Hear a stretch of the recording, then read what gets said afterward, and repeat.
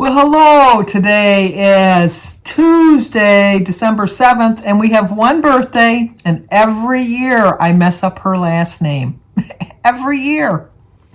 But I'm determined this year, Diane, that I'm not going to mess it up this year. I always call her Diane Dravinsky, but there's no N in her name, so I don't know why I keep saying that. It's Dravinsky. Driviski. I think that's how you spell it. No N this time, Diane. I probably still messed up your last name, but happy birthday to you. Happy birthday to you. Happy birthday, dear Diane. I'm not going to even attempt your last name because you know I'll mess it up. Happy birthday to you. Cha-cha-cha. Well, I hope you have a great birthday, Diane. I know she just started her new job, and she seems like she likes it, so that's good. That always makes it worth it if you like your job. I've always liked my jobs. I can't think of any job that I had that I didn't really like. But anyway, you know what? I just thought I texted Jimmy earlier and he never answered me. Jimmy and I missed 2 questions on the tag today. And he was supposed to let me know what his was. So if I get a hold of him and get his things out, I'll put it at the end of this video, the answers to his questions, because we always do that. We get so rattling on that we forget what we're talking about, and we did miss 2 of them. Number 4 was, if you could redo one of your birthdays, which one would it be and why? If I could redo one of my birthdays, it would have been my 70th birthday, because my 70th birthday was in 2020. Wow. I always have a big party for my 30, my 40, my 50, my 60, and my 70 was just Jim and I. We didn't even get a carry out. We didn't do anything because there was no vaccine or anything going on at that time. We were just pretty much just Jim and I. So there was no big party, no big turtle cake, nothing like that because my bakery was closed. I don't think I had a cake. I know I had a cake, but I don't know that I had my turtle cake. But anyway, I would redo my 70th birthday and have a really big party for it. So now I got to wait till my 80th. I know I can have a birthday every year. Oh, I celebrate the whole month. I did go to the dentist. They did shave the tooth down a little bit, so it feels a lot better. Let me tell you. He just fit me in real quick. It wasn't I didn't have to get any Novocaine or anything. He just went and got it, whatever it was. I don't know. I don't really need another filling. He said I could put a filling in there, but it's just like a little part of the sharp edge of the tooth. I'm fine with it. It doesn't bother me now. But anyway, maybe for my 75th. You like to have monumental birthdays, like your 21st or your 35th or your 40th. My 40th didn't bother me as much as my 30th did. When I turned 30, I just thought, oh. I always remember when I had Christy, I was 20... No, was I 29 when I had Christine? I got to think there for a minute. She was born in 81. No, I was 31. No, I was 30. That's it. I was 30 when Christy was born, because she was born in 81. And I didn't turn 31 until September. But I remember the girl in the next bed was 22, and she says, how old are you? And I said, I'm 30. And she says, and you're still having babies? Now you're 30 and they go, you're going to have a baby? Aren't you going to wait a few more years? It's like flipped around. But that bothered me when I was 30. That one just was really a hard one for me. 40 wasn't so bad. 50 wasn't bad either. I still have my sweatshirt that I got as a gift for my 50th birthday that didn't fit, that fits me now, which actually is too big now. So you take that, put that in your pipe and smoke it. But anyway, so that would be the one I would relive. And number 5 was, that was number 4, if I ever had to redo one of my birthdays. And number 5 is, have you ever forgotten a loved one's birthday or had your birthday forgotten? No, I never did. I'm very good at remembering people's birthdays. I'm very good at reminding people when my birthday's coming along. So there's no way somebody's going to miss my birthday unintentionally. It's going to be an intentional slight. It's going to be an intentional slight if they don't acknowledge my birthday, because I give them plenty of notice and I go on and on and on, almost to the point it's nauseating. But anyway, I stayed on track. I'm not showing you my food this week because I've just been so super busy. I'm just like, we were supposed to go today, but then Jim fell asleep. He scared me. He scared me really bad because he had to get up early to go to the foot doctor just for his pre-surgical visit because he's having his bunion removed next week. And so he had an early appointment. I think his appointment was at 8 o'clock. But he has to go to the medical supply house to get a scooter so he can get around because he can't put any pressure on his foot for, well, he's supposed to be off of it for at least 2 or 3 weeks. So we're going to get a scooter. And then he has to get a boot made for his foot. So we were going to go there. And then he was, so I went to get ready, took my shower, and I come out. And usually I just say, okay, I'm ready. And then he wakes up because he falls asleep in the chair all the time. And then I yelled, Jim, I'm ready. Let's go. And he still didn't answer me. So then I got closer. I was standing over the top of him. And I went, Jim, are we going or not? And he still didn't answer me. And I thought, if first thing I do, is he breathing? So I'm looking to see if his stomach is going up and down. And his stomach is going up and down. And I'm thinking, oh my God, he's unconscious. I may think I'm a doctor, but I only play one on TV because I'm not a real doctor.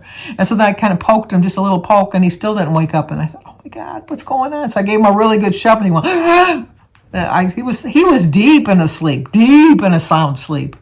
And so he said, no, he didn't want to go. So I said, okay. So I did a lot of stuff around the house, got some things done around the house.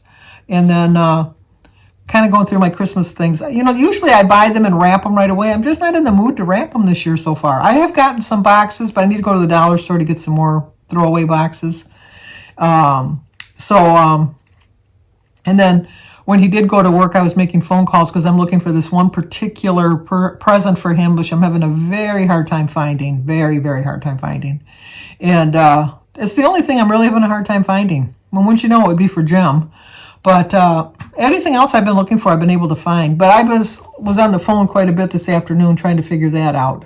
I never found anything that I needed. So I'm still determined to find this one particular thing because I know this is what he wants.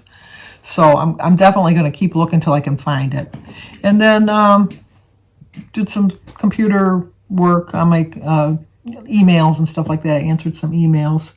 I talked to my sister-in-law, Barb. We talked for about half an hour. That was nice. She hasn't called in a while.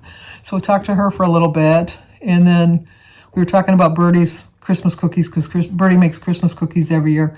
Homemade cookies, you know, those are my downfall. Those are my downfall. So I don't want to go to Birdie's and get any cookies because I'm really back on track. I really am. Like I said, I'm not showing you my food. For breakfast, I had a vegetable platter. You've seen my vegetable platters, you know. So I had a vegetable platter with 3 little Nan breads, and I think I had an ounce of turkey, deli turkey.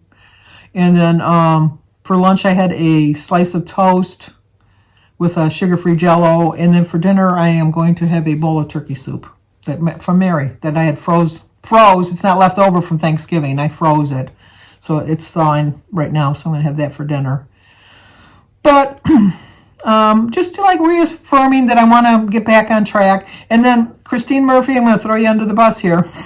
Christine Murphy expressed a thought that I thought myself. Because she's like around my age. I'm not going to say how old she is, but she's around my age. And she said, you know, why do I want to lose weight now? What's the point? You know, why would I be doing it? And I have that feeling a lot of times too. I'm thinking, you know, I'm 71. Well, what do I care? But you know what? I think because it's an ultimate goal that I've had my whole life that I really want to reach it. And I always think that you want to lose the weight for yourself, not for anybody else. Because I think you're more successful when you do it for yourself. It's nice to hear everybody saying, oh, you look really good. You lost weight, you know, or whatever. But I just, I can see her point. Like sometimes I'm thinking, it's just me. Why do I care? You know, if I'm comfortable where I'm at, why do I really care? And I just know that I'd feel better if I was lighter. I just know that. And I don't feel like I don't feel like I weigh as much as I weigh. I know how much I weigh, and I don't need to be reminded of that. But I don't think of it that way. But you know, in my mind growing up, everybody was striving to be Miss America, who was like 5'6" and weighed 120 pounds. When I was in high school, I weighed 145 pounds. I was 5'9", and I thought I was obese. Whereas, according to the weight charts, I was supposed to weigh 145 pounds, because you're supposed to go, if you're 5 foot, you're supposed to weigh 100 pounds, and then for every inch over that, you're supposed to add 5 pounds, supposedly. So, at the time, I was like right where I was supposed to be. But my friends were all like 5'3", 5'4". I was very tall. My friends were very short. We almost looked like Mutt and Jeff, because my friends were so much shorter than me. But they weighed like 115, 120 pounds, and so I was judging myself by them. And so I think that I gave myself a false conception of what I should look like. And, oh my gosh, if I could weigh 145 pounds now, I'd look like a rail. I know it, but I would love it. Loving every minute of it. But I know I'll never get to that. I know I'll never get to that unless I'm definitely ill. And if that's the only way I'm going to get there, I'm content staying where I'm at. I really am. But I really have been questioning my why lately. And my why is because I want to lose my weight. I want to get back to where I want to be.